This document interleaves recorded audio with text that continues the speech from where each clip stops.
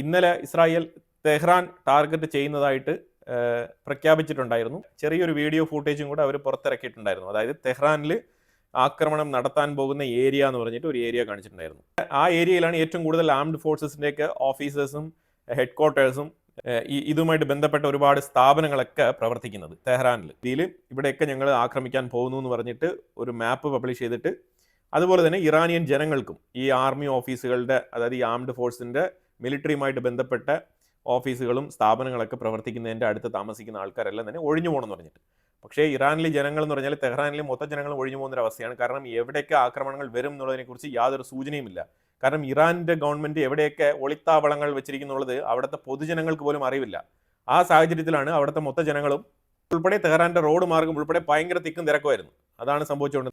പിന്നെ ഈ ജനങ്ങൾ എന്ന് പറഞ്ഞാൽ അവർക്ക്, ഈ ഇറാനിയൻ ജനങ്ങളുടെ ഒരു മെൻറ്റാലിറ്റി എന്ന് പറഞ്ഞാൽ പല സ്റ്റേറ്റ്മെൻറ്റുകളും നമുക്ക് വായിക്കുമ്പോൾ മനസ്സിലാക്കാൻ പറ്റും. അതായത് ഇസ്രായേൽ ഇറാനിയൻ ജനങ്ങളെ ഭയങ്കരമായിട്ട് പ്രോത്സാഹിപ്പിച്ച് സംസാരിക്കുന്നു, ചില ടാക്ടിക്സ് ഒക്കെ ഉപയോഗിക്കുന്നു എന്നുള്ളതിലുപരിയായിട്ട് ഇറാനിയൻ ജനങ്ങൾക്ക് ഇസ്രായേലിനോട് അത്രമാത്രം ഒരു ഭ്രമമുണ്ടെന്ന് തോന്നുന്നില്ല. നിലവിലെ ഞങ്ങളെ ഭരിച്ചുകൊണ്ടിരിക്കുന്ന ഇറാനിയൻ IRGC ഭരണകൂടത്തിനോട് ഞങ്ങൾക്ക് വിയോജിപ്പാണ്. പക്ഷേ അതിൻ്റെ അർത്ഥം ഞങ്ങൾ ഇസ്രായേലിനെ അനുകൂലിക്കുന്നു എന്നല്ല എന്നാണ് പറഞ്ഞു വെക്കുന്നത്. ഇപ്പം ഇതിനകത്ത് ഒരു കൂട്ടരിപ്പം വലിഞ്ഞു കയറിയിരിക്കുകയാണ്. അതായത് സംഭവം എന്ന് പറഞ്ഞാൽ പാകിസ്ഥാൻ്റെ പാർലമെൻറ്റിൻ്റെ ഉള്ളിൽ പലതരത്തിലുള്ള ഡിസ്കഷൻസിൽ ഉരുത്തിരിഞ്ഞ് വന്നതിൽ ഇറാന് ആണവായുധം കൊടുത്ത് സപ്പോർട്ട് ചെയ്യണം എന്നുള്ള രീതിയിൽ ഒരു മന്ത്രി എഴുന്നേറ്റ് എന്ന് പറഞ്ഞിട്ടുണ്ട്. അത് പറഞ്ഞപാടെ അതിനെ അനുകൂലിച്ച് അതിനെ സപ്പോർട്ട് ചെയ്യുന്ന രീതിയിൽ ഖ്വാജ ആസിഫ്, അവിടുത്തെ ഡിഫൻസ് മിനിസ്റ്റർ, അതിനെ ശരിവെച്ചിരിക്കുകയാണ്. പാകിസ്ഥാൻ പറഞ്ഞിരിക്കുന്നത് വേണ്ടി വന്നാൽ, അതായത് വെസ്റ്റേൺ രാജ്യങ്ങളെല്ലാം കൂടെ ചേർന്നിട്ട് ഇസ്രായേലിനെ സപ്പോർട്ട് ചെയ്യുകയാണെന്നുണ്ടെങ്കിൽ പാകിസ്ഥാൻ ഇറാന് ആണവായുധം കൊടുത്ത് സഹായിക്കുമെന്നാണ് പറഞ്ഞിരിക്കുന്നത്. ഇത് ഭയങ്കര കോളിളക്കം ഉണ്ടാക്കുന്ന ഒരു സ്റ്റേറ്റ്മെൻ്റാണ്. പാകിസ്ഥാൻ ഇത് എങ്ങനെ തിരിഞ്ഞടിക്കും എന്നുള്ളത് പാകിസ്ഥാൻ മനസ്സിലാവുന്നില്ല. ഈ യുദ്ധമൊക്കെ തീർന്നു കഴിഞ്ഞിട്ട് പാകിസ്ഥാൻ ഇതിനുള്ള പണി വരാനിരിക്കുന്നേ ഉള്ളൂ. ഇതിൻ്റെയൊക്കെ കാരണം അമേരിക്കയാണ്. അമേരിക്ക പല ഘട്ടങ്ങളിലായിട്ട് പാകിസ്ഥാനെ ഇങ്ങനെ ഒരു ഫ്ലെക്സിബിൾ ലൈനിൽ നിർത്തിയിരിക്കുന്നതുകൊണ്ടാണ് ഇത് സംഭവിക്കുന്നത്. ഇപ്പോഴും അമേരിക്ക പറഞ്ഞുകൊണ്ടിരിക്കുന്നത് എന്താണ്? ഇന്ത്യ സഫീഷ്യൻ്റ് ആയിട്ടുള്ള തെളിവുകൾ ഞങ്ങൾക്ക് സമർപ്പിച്ചിട്ടില്ല എന്നാണ് അമേരിക്ക പറഞ്ഞുകൊണ്ടിരിക്കുന്നത്. ഈ ഒരു പഹൽഗാം ആക്രമണത്തിൽ സഫീഷ്യൻ്റ് ആയിട്ടുള്ള തെളിവുകൾ കൊടുത്തിട്ടില്ല എന്നാണ് അമേരിക്കയുടെ വാദം. ഇതൊക്കെ അമേരിക്കയിൽ ആസിം മുനീറിനെ ഒന്ന് വിളിച്ചു വരുത്തി ഒന്ന് പൊലിപ്പിച്ച് ഒരു മിലിറ്ററി ബേസ് പാകിസ്ഥാനുള്ളിൽ സ്വന്തമാക്കാം, അത് ഇറാനെ പ്രഷർ ഇടുന്ന രീതിയിലൊക്കെ വരുന്ന ഒരു സാഹചര്യത്തിൽ അത് ഇറാനെ ഒറ്റപ്പെടുത്താൻ വേണ്ടിയിട്ട് പാകിസ്ഥാനെയും ആ ഒരു ചേരിയിൽ നിന്ന് വലിക്കാൻ വേണ്ടിയിട്ടൊക്കെ പല രീതിയിലുള്ള ശ്രമങ്ങളൊക്കെ നടത്തുന്നതിൻ്റെ ഭാഗമായിട്ടാണ് ശരിക്കും അമേരിക്ക ഈ കളി കളിച്ചത്. അപ്പോൾ ഇന്ത്യക്കെതിരെ തിരിഞ്ഞുകൊണ്ട്, പ്രത്യക്ഷത്തിൽ എതിരെ തന്നെയാണ് തിരിഞ്ഞത്. ഇന്ത്യക്കെതിരെയുള്ള നിലപാടുകൾ എടുക്കുകയും പാകിസ്ഥാനെ അനുകൂലിക്കുകയും സപ്പോർട്ട് ചെയ്യുന്ന രീതിയിലുള്ള സ്റ്റേറ്റ്മെൻറ്റുകൾ തുടരെ പുറപ്പെടുവിക്കുകയും ചെയ്തുകൊണ്ടിരുന്ന അമേരിക്ക, ഇസ്രായേലിൻ്റെ ഒരു നീക്കം അമേരിക്കയുടെ കംപ്ലീറ്റ് പ്ലാനും തകിടം മറിച്ചു. ഇസ്രായേൽ വളരെ വ്യക്തമായിട്ട് അവരുടെ നേഷൻ പ്രൊട്ടക്ട് ചെയ്യാൻ വേണ്ടിയിട്ട് അവരെന്താണോ ചെയ്യേണ്ടത് അത് വളരെ വ്യക്തമായിട്ട് ചെയ്തിട്ടുണ്ട്. അതാണ് ചെയ്തുകൊണ്ടിരിക്കുന്നത്. ഇപ്പം ഇസ്രായേലിൻ്റെ ഉള്ളിൽ മിസൈൽ വന്നു എന്നുള്ള കഥകളും ഇസ്രായേലിൻ്റെ ഉള്ളിൽ വൻ നാശനഷ്ടങ്ങൾ എന്ന് പറഞ്ഞ രീതിയിലുള്ള വാർത്തകളൊക്കെ ഇവിടെ അതാണിപ്പോൾ ഹൈലൈറ്റ് ആയിട്ട് ഇവിടെ മീഡിയകൾ മൊത്തം. പക്ഷേ ഇസ്രായേലിൻ്റെ ഉള്ളിൽ അത്രമാത്രം നാശനഷ്ടമുണ്ടോ, ഇസ്രായേൽ അടിക്കുന്ന രാജ്യങ്ങളിൽ ഉണ്ടാകുന്ന നാശനഷ്ടങ്ങൾ എത്രയാണെന്നുള്ളത് ഒരു രീതിയിലുള്ള വിലയിരുത്തലും ഒരു രീതിയിലുള്ള ജെന്യൂൻ ആയിട്ടുള്ള റിപ്പോർട്ടിങ് കൊടുക്കാണ്ട് ഇസ്രായേലിൻ്റെ ഉള്ളിൽ നടക്കുന്ന 1-2 മിസൈലുകൾ വീഴുന്ന സ്ഥലങ്ങൾ മാത്രം എടുത്ത് ഫോക്കസ് ചെയ്തുകൊണ്ട് വലിയ വാർത്തയാക്കുന്ന ഒരു സംഭവമാണ് ഇപ്പം നമുക്ക് പൊതുവിൽ കണ്ടുവരുന്നത്. പക്ഷേ ഇസ്രായേൽ ഇന്നലെ പകൽ സമയം മൊത്തം ഇറാനിൽ നടത്തിയ ആക്രമണമുണ്ട്. ആ ആക്രമണത്തിൻ്റെ ലിസ്റ്റുകളൊക്കെ പുറത്തു വന്നിട്ടുണ്ട്. ഇറാൻ്റെ ഇൻ്റലിജൻസ് ഹെഡ് തീർന്ന് മുഹമ്മദ് കാസിമി ആ ഇൻ്റലിജൻറ്റ് ഓഫീസിൽ തന്നെ വെച്ച് തീർത്തിരിക്കുകയാണ്. ആ ഓഫീസ് മൊത്തത്തിൽ ബോംബിട്ട് തകർത്ത് കളഞ്ഞിരിക്കുകയാണ്. ഈ കാസിമിയുടെ കൂടെ ഉണ്ടായിരുന്ന അതിൻ്റെ നെക്സ്റ്റ് ലെവൽ ഓഫീസറെയും കൂടി ഇസ്രായേൽ തീർത്തിരിക്കുകയാണ്. ഇതാണ് മനസ്സിലാക്കേണ്ടത്.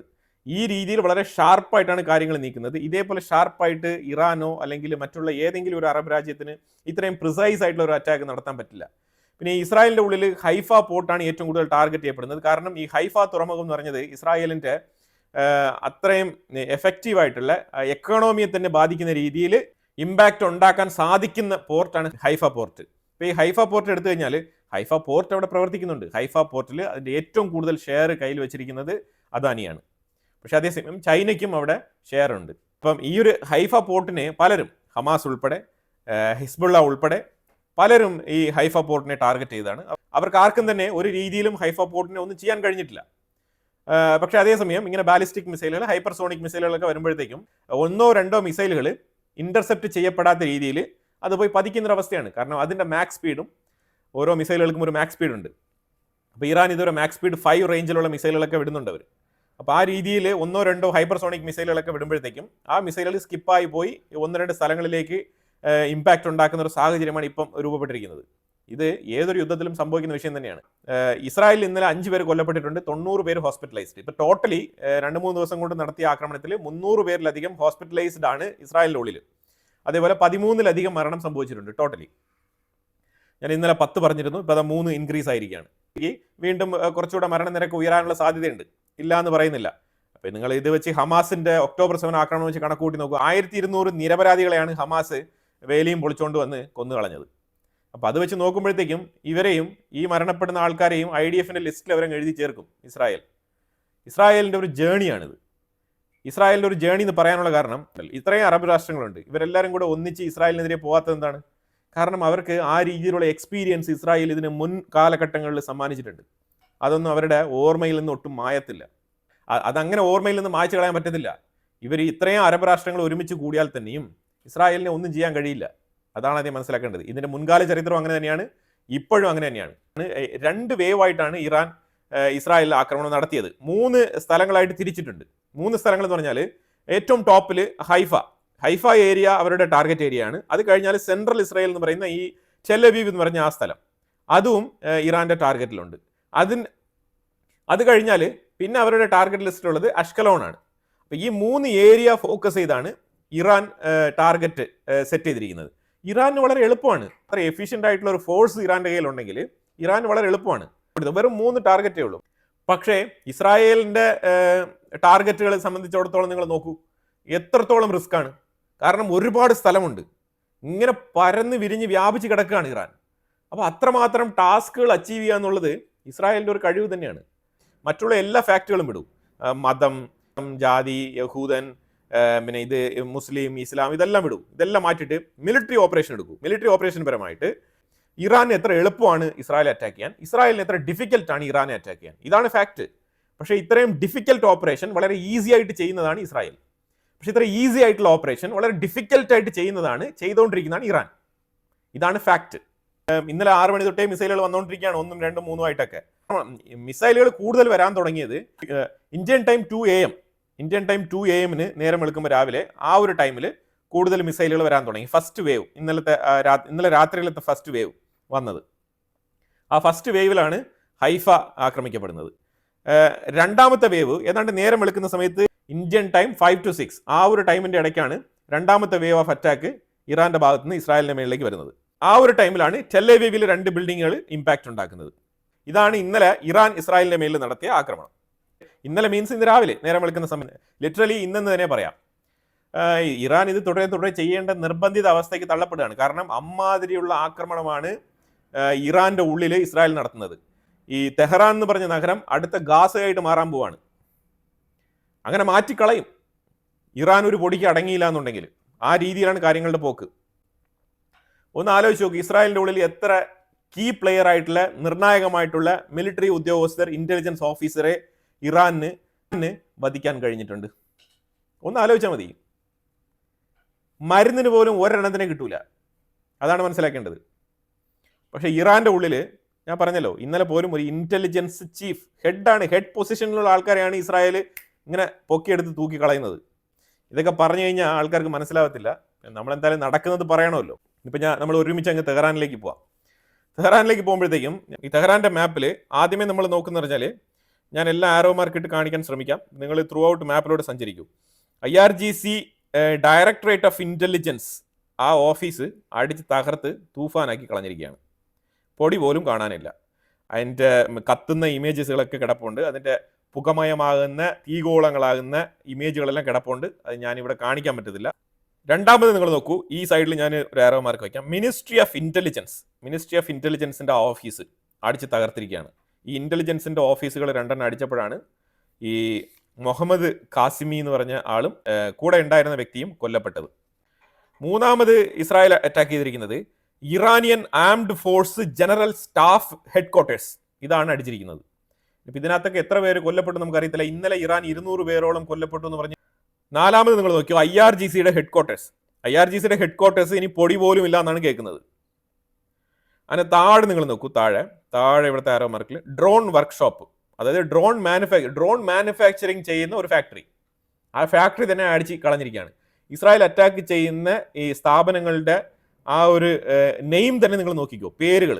ഇതൊന്നും പബ്ലിക് സ്ഥാപനങ്ങളോ റെസിഡൻഷ്യൽ ബിൽഡിങ്ങോ ഇതൊന്നുമല്ല. ഇസ്രായേൽ അടിക്കുന്നതെല്ലാം നിർണായകമായിട്ടുള്ള കീ ഏരിയാസ് ആണ് അടിക്കുന്നത്. ഇതിനൊരു കാരണമുണ്ട്. ഇറാൻ ഇങ്ങനെ മിസൈൽ വിട്ടുകൊണ്ടിരിക്കുന്നില്ലേ തുടരെ, ഇതിനും ഒരു കാരണമുണ്ട്. ഇതിനും ഇസ്രായേലിന്റെ സ്ട്രാറ്റജിയാണിത്. യെസ്, ഇസ്രായേലിന്റെ ഉള്ളിൽ കാഷ്വാലിറ്റീസ് ഉണ്ടാകുന്നുണ്ട്, ഇല്ലാന്നില്ല. പക്ഷേ ഇത് ലോകത്താകെയുള്ള ഒരേ ഒരു ജൂവിഷ് സ്റ്റേറ്റിന്റെ സർവൈവലിന്റെ കൂടി ഭാഗമാണ്. അപ്പൊ അതുകൊണ്ട് ഇത് വളരെ വ്യക്തമായിട്ട് അവർക്ക് ഇത് നേടിയേ പറ്റൂ ഇസ്രായേലിന്, അല്ലാതെ നടക്കില്ല. ഇപ്പൊ ഈ വിട്ട ബാലിസ്റ്റിക് മിസൈലുകളൊക്കെ നിങ്ങൾ കണ്ടില്ലേ, 4000 കിലോയൊക്കെ ക്യാരി ചെയ്ത് വരാനുള്ള ബാലിസ്റ്റിക് മിസൈലൊക്കെ ഇറാന്റെ കയ്യിലുണ്ട്. അപ്പൊ ഇതിനകത്ത് ഒരു ന്യൂക്ലിയർ വാർഹെഡ് വെച്ചിട്ട് അങ്ങ് വിട്ടു കഴിഞ്ഞാലോ ഇസ്രായേലിന്റെ മേളിൽ വരുന്നത് എന്താണ് ചെയ്യാൻ പോകുന്നത്? ഒന്നും ചെയ്യാൻ പറ്റത്തില്ല. ഇതാണ് ഇസ്രായേൽ ചൂണ്ടിക്കാണിക്കുന്ന ഇറാൻ ഒരു ഭീഷണിയാണെന്ന് പറയുന്നതിന്റെ യഥാർത്ഥ രൂപം. ഇസ്രായേൽ അവിടെ പോയിട്ട് കൃത്യമായിട്ടുള്ള നിർണായകമായിട്ടുള്ള സ്ഥലങ്ങൾ തേടിപ്പിടിച്ച് തെരഞ്ഞു പിടിച്ച് കൃത്യമായി ടാർഗറ്റഡ് പ്രിസൈസ് അറ്റാക്ക് ചെയ്യുമ്പോൾ ഇറാൻ അവിടെ നിന്ന് തലങ്ങും വിലങ്ങും കുറേ മിസൈലുകൾ ആരുടെയെങ്കിലും മേളിൽ ചെന്ന് വീണ് എവനെങ്കിലും ചത്തോട്ടെ എന്ന് പറഞ്ഞിട്ട് പൊതുജനങ്ങളെ പോലും മാനിക്കാണ്ട് മിസൈൽ വിട്ടുകൊണ്ടിരിക്കുന്നത്. ഒരു മിലിറ്ററി ബേസ് ആണ്. IRGCയുടെ തന്നെ കുദ്സ് എന്നൊക്കെ പറയത്തില്ലേ, തീവ്രവാദികളുടെ മിലിറ്ററി ബേസ്. അതാണ് പൊതുവിൽ അതിനകത്ത് മനസ്സിലാക്കേണ്ടത്. തീവ്രവാദികൾക്ക് വേണ്ടി ഗവൺമെന്റിൽ ഒഫീഷ്യലി ഒരു മിലിറ്ററി ബേസ് ഉണ്ടാക്കി വെച്ചിട്ടുണ്ട് ഇറാൻ. ആ ഏരിയ കൃത്യമായി അറ്റാക്ക് ചെയ്ത് കളഞ്ഞിട്ടുണ്ട്. അതിന്റെ പേര് തന്നെ നിങ്ങൾ വായിച്ചോ, ആ പേര് വളരെ വ്യക്തമാണ്. കാരണം ഈ ഒരു ഓഫീസാണ് ഈ പ്രോക്സികൾക്ക് ഉള്ള കമ്മ്യൂണിക്കേഷൻസ് നിയന്ത്രിക്കുന്ന ഓഫീസ്. ഈ ഓഫീസിൽ വേണം റിപ്പോർട്ട് ചെയ്യാൻ, ഞങ്ങൾക്ക് കുറച്ച് ഇന്ന മിസൈൽ വേണം, അല്ലെങ്കിൽ ഞങ്ങൾക്ക് കുറച്ച് ഇന്ന സഹായം വേണം, അല്ലെങ്കിൽ ഞങ്ങൾക്ക് കുറച്ച് ഫണ്ട് വേണം. ഈ ഹമാസ്, ഹിസ്ബുള്ള, ഇറാഖിൽ കിടക്കുന്ന കുറേ പ്രോക്സികൾ, ഇവരെല്ലാം അപ്രോച്ച് ചെയ്യുന്ന ഓഫീസാണ് ഈ ഒരു ഓഫീസ്. നിങ്ങൾ താഴെ നോക്കൂ, താഴെ ഓയിൽ സ്റ്റോറേജ് ഫെസിലിറ്റി അതും അടിച്ചു കളഞ്ഞിട്ടുണ്ട്. ഇതൊക്കെ പുകഞ്ഞുകൊണ്ടിരിക്കുകയാണ് കേട്ടോ, ഇപ്പോഴും കത്തിക്കൊണ്ടിരിക്കുകയാണ്. പിന്നെ ഇഷ്ഫഹാൻ എന്ന് പറഞ്ഞ സ്ഥലത്തും നിർണായകമായ സ്ഥലങ്ങളിൽ ആക്രമണം നടത്തിയതായിട്ട് പറയപ്പെടുന്നുണ്ട്. ഇതാണ് തെഹ്റാന്റെ ഉള്ളിൽ ഇന്നലെ എനർജി മേഖലയിൽ ഉൾപ്പെടാത്തതായിട്ട് ഇസ്രായേൽ നടത്തിയ ആക്രമണങ്ങൾ. ഇനി ഇതിലുപരിയായിട്ട് പ്ലസ് എനർജി മേഖലയിലുള്ള ആക്രമണം, അതായത് ന്യൂക്ലിയർ പ്ലാന്റുമായിട്ട് ബന്ധപ്പെട്ട്, എണ്ണ പാടങ്ങളുമായിട്ട് ബന്ധപ്പെട്ട്, അതിൻ്റെ എണ്ണയുടെ പൈപ്പ് ലൈൻസ്, അതിൻ്റെ ഓയിൽ സ്റ്റോറേജ്, ഇതുമായിട്ടൊക്കെ ബന്ധപ്പെട്ട് 2 സ്ഥലങ്ങളിൽ വീണ്ടും ഈ ന്യൂക്ലിയർ ഫെസിലിറ്റിയുമായിട്ട് ബന്ധപ്പെട്ട് 2 സ്ഥലങ്ങളാണ് ഇതുവരെ കൃത്യമായി ടാർഗറ്റ് ചെയ്തിരിക്കുന്നത്. മറ്റുള്ള 4-5 സ്ഥലങ്ങളിലും ന്യൂക്ലിയർ എൻറിച്ച്മെന്റ് പ്രോസസ്സുമായിട്ട് ബന്ധപ്പെട്ടുള്ള ആക്രമണങ്ങൾ ആ രീതിയിൽ ശക്തമായിട്ട് മുന്നോട്ട് പോയിട്ടില്ല. അതിന്റെ പ്രാഥമികമായിട്ടുള്ള ബിൽഡിങ്ങും കാര്യങ്ങളൊക്കെ അറ്റാക്ക് ചെയ്തിട്ടുണ്ട്. പക്ഷേ അതിന്റെ അണ്ടർഗ്രൗണ്ട് അറ്റാക്ക് ചെയ്യാൻ ഇതുവരെ പറ്റിയിട്ടില്ല. അതിനൊരു കാരണമുണ്ട്. അതിന്റെ കാരണം വെച്ചാൽ അതുകൊണ്ടാണ് ഇസ്രായേൽ അമേരിക്കയുടെ സപ്പോർട്ട് തേടുന്നത്. എന്തിനാണ് പലർക്കും തോന്നും എന്തുകൊണ്ടാണ് അമേരിക്കയുടെ സപ്പോർട്ട്? ഇസ്രായേലിൽ നേരിട്ട് പോയി അറ്റാക്ക് ചെയ്തൂടെ? ഇസ്രായേൽ എത്രയോ അറ്റാക്കുകൾ ഹെസ്ബുള്ളയുടെ ഉള്ളിൽ, സിറിയയുടെ ഉള്ളിലൊക്കെ നടത്തിയതല്ലേ, പിന്നെ എന്തിനാണ് അമേരിക്കയുടെ സപ്പോർട്ട് എന്ന് നമുക്ക് തോന്നും. അങ്ങനെ തോന്നിക്കഴിഞ്ഞാൽ നിങ്ങൾ എൻ്റെ വീഡിയോ തുടരെ കാണുന്നെങ്കിൽ നിങ്ങൾക്ക് മനസ്സിലാവും. ഞാൻ പറഞ്ഞിട്ടുണ്ടായിരുന്നു 8 മീറ്റർ ആണോ അടിയാണെന്നുള്ളത് ചെറിയൊരു കൺഫ്യൂഷനാണ്. എനിക്കൊന്ന് 8 മീറ്റർ ആണെന്ന് തോന്നുന്നു. അപ്പോൾ 8 മീറ്റർ താഴ്ചയിൽ പോയിട്ട് 8 മീറ്റർ താഴ്ചയിൽ എർത്ത് പെനട്രേറ്റ് ചെയ്ത് ബ്ലാസ്റ്റ് ആകുന്ന ബോംബാണ് ഇസ്രായേലിന്റെ കയ്യിലുള്ളത്. പക്ഷേ ഇസ്രായേലിന് വേണ്ടത് 30 മീറ്റർ താഴ്ചയിൽ എർത്ത് പെനട്രേറ്റ് ചെയ്ത് പോയി പൊട്ടിത്തെറിക്കുന്ന ബോംബിംഗ് സിസ്റ്റമാണ് വേണ്ടത്. ഈ 30 മീറ്റർ താഴ്ചയിൽ പോയിട്ട് പൊട്ടിത്തെറിക്കാനുള്ള ഈ സംവിധാനം അമേരിക്ക പിടിച്ചു വെച്ചിരിക്കുകയാണ്. ഇതുവരെ ഡെലിവറി ചെയ്തിട്ടില്ല. അമേരിക്ക അത് കൊടുക്കുന്നുമില്ല എന്നുള്ളതാണ്.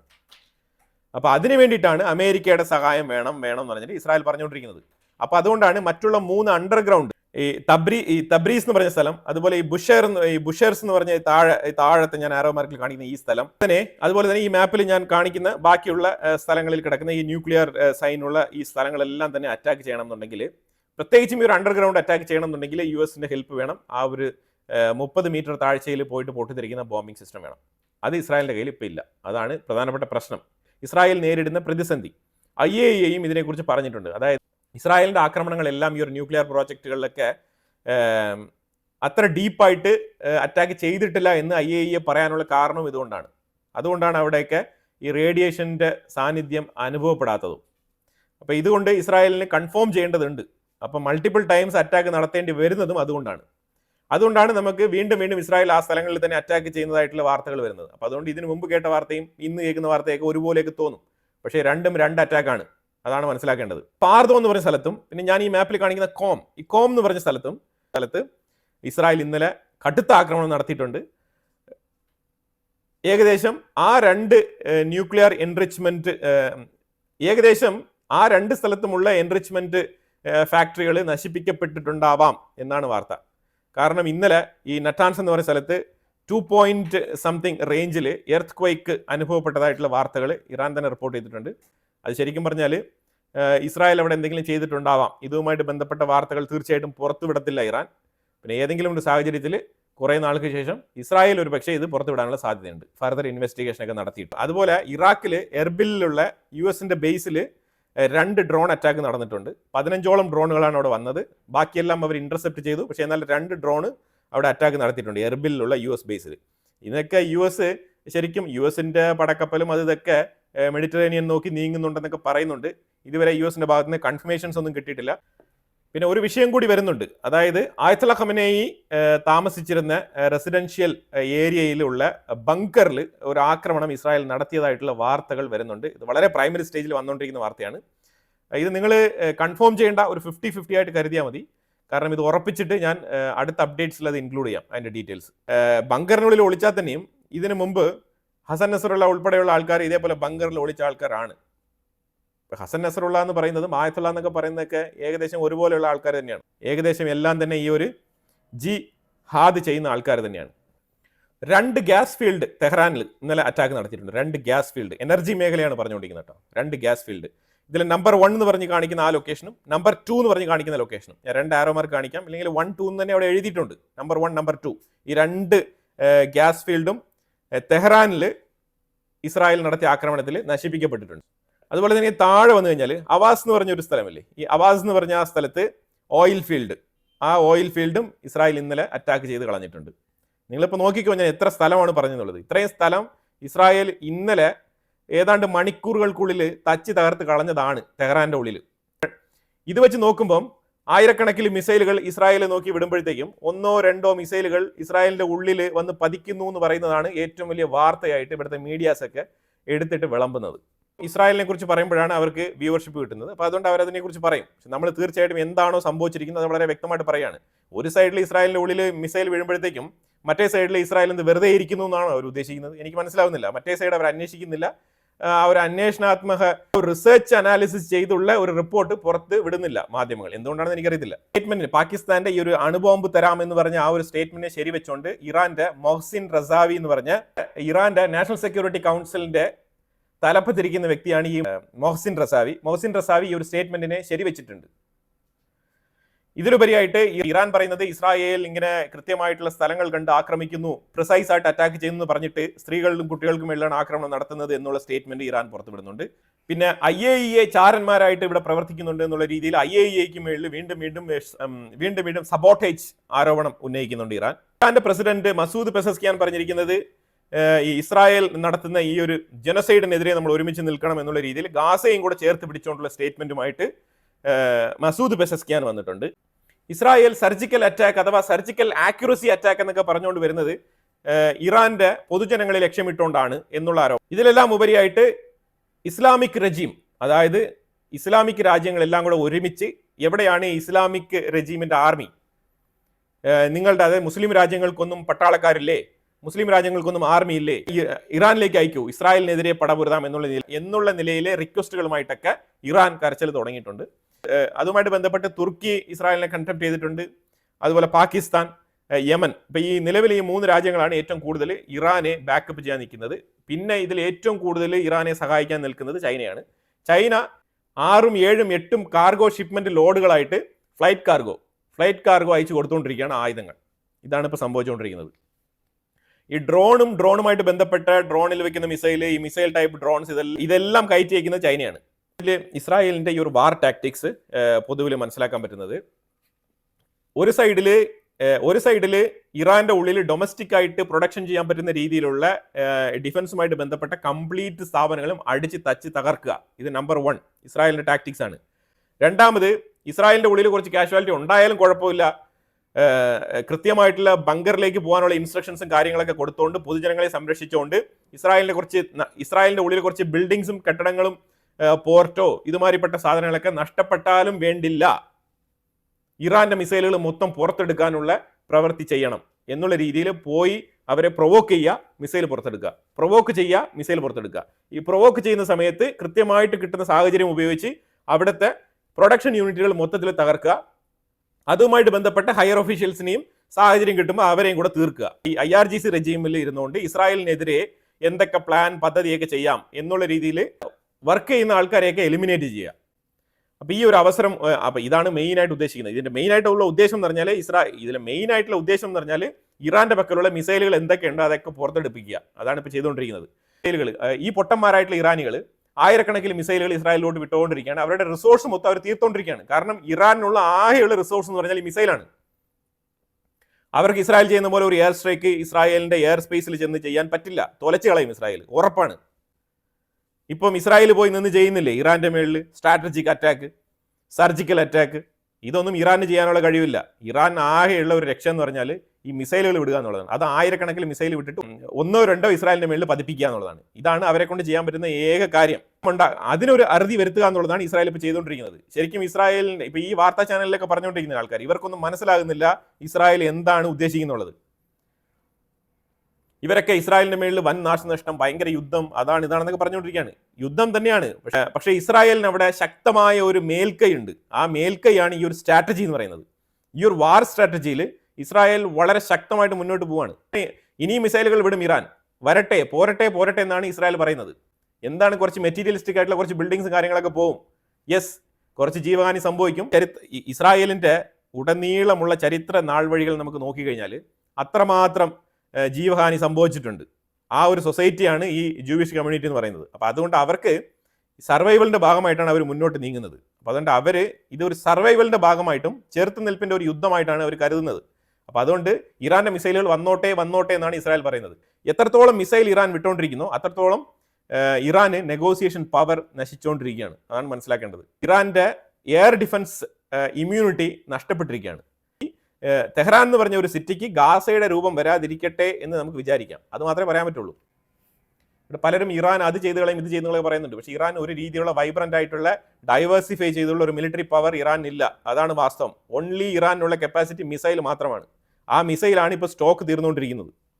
കുറച്ച് കെയർഫുൾ ആയിട്ട് ഡീൽ ചെയ്താൽ ഇറാന് രക്ഷപ്പെടാം. എവിടെയെങ്കിലും ഒരു നെഗോസിയേഷൻ പോയിന്റിൽ ഏതെങ്കിലും രാജ്യത്തിനെ വെച്ചിട്ട് എത്തുന്നത് നന്നായിരിക്കും. അല്ലാന്നുണ്ടെങ്കിൽ ഇതിപ്പോൾ അവസാനിക്കത്തില്ല. ഞാൻ പറഞ്ഞതുപോലെ സ്കെലട്ടൺസ് ബിൽഡിങ്സ് മാത്രം നിൽക്കുന്ന ഒരു സാഹചര്യം രൂപപ്പെടും തെഹ്റാനിൽ. ഇത് നമ്മുടെ ഒരു മെയിൻ ചാനലാണ്. നമുക്കൊരു സെക്കൻഡറി ചാനൽ നമ്മൾ ഓപ്പൺ ആക്കിയിട്ടുണ്ട്. ഇൻസൈറ്റ്സ് ഗ്ലോബൽ എന്നാണ് അതിൻ്റെ പേര്. അതിൻ്റെ ലിങ്ക് ഞാൻ ഫസ്റ്റ് കമൻറ്റിൽ പിൻ ചെയ്യാം. കാരണം നമുക്കൊരു സബ്സ്റ്റിറ്റ്യൂട്ട് ചാനൽ വേണം എന്നുള്ളത് വളരെ അനിവാര്യമാണ്. കാരണം ഇന്നത്തെ സൈബർ ലോകം നിങ്ങൾക്ക് അറിയാമല്ലോ, എന്തെങ്കിലുമൊക്കെ ഒന്ന് സംഭവിച്ചു കഴിഞ്ഞാൽ നമുക്കൊരു റിക്കവറി ഓപ്ഷൻ വേണം എന്നുള്ള രീതിയിലാണ് ഒരു സെക്കൻഡറി ചാനലായിട്ട് അത് റൺ ചെയ്യുന്നത്. എല്ലാ ദിവസവും 2 ചാനലുകളിലും നമ്മൾ വീഡിയോ ഇടും. അപ്പോൾ അതുകൊണ്ട് നിങ്ങൾ 2 ചാനലും സബ്സ്ക്രൈബ് ചെയ്ത് വെക്കുക. ഫസ്റ്റ് കമൻറ്റിൽ ഞാൻ ലിങ്ക് പിൻ ചെയ്തിട്ടുണ്ട്. ഇഷ്ടപ്പെട്ട അഭിപ്രായങ്ങൾ കമൻറ്റ് ബോക്സിൽ രേഖപ്പെടുത്തുക. കൂടുതൽ വിഷയങ്ങളുമായിട്ട് അടുത്ത വീഡിയോയിൽ വരാം. Thank you so much.